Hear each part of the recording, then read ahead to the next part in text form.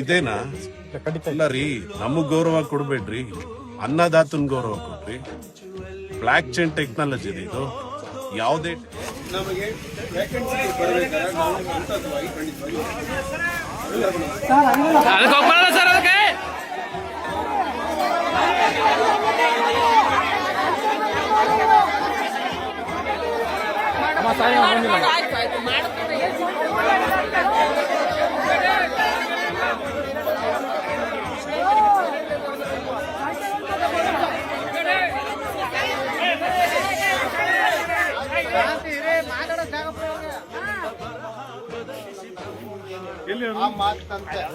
ಆ ಮಾತಿಗೆ ಭದ್ರ ಆದ್ರೆ ನಾವು ಇಲ್ಲಿಂದ ಎದ್ದು ಹೋಗ್ತೀವಿ.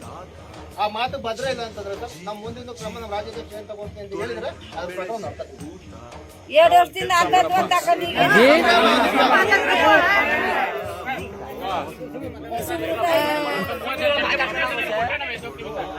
ಅದನ್ನೇ ಮಾತಾಡೋದು ರಾಜ್ಯಾಧ್ಯಕ್ಷ. ನೋಡ್ರವ ತಾಯಂದಿರ ನೀವು ಕೊಟ್ಟಿರೋ ಅಗ್ರಿಮೆಂಟ್ ಕಾಪಿ ಕೊಟ್ಟವ್ರೆ.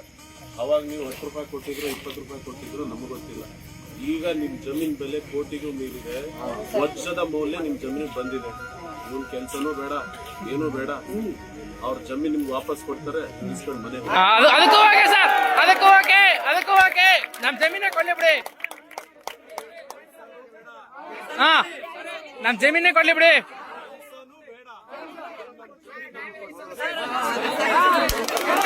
ಕೊಡಿ ಅದಕ್ಕೂ ಸರಿ.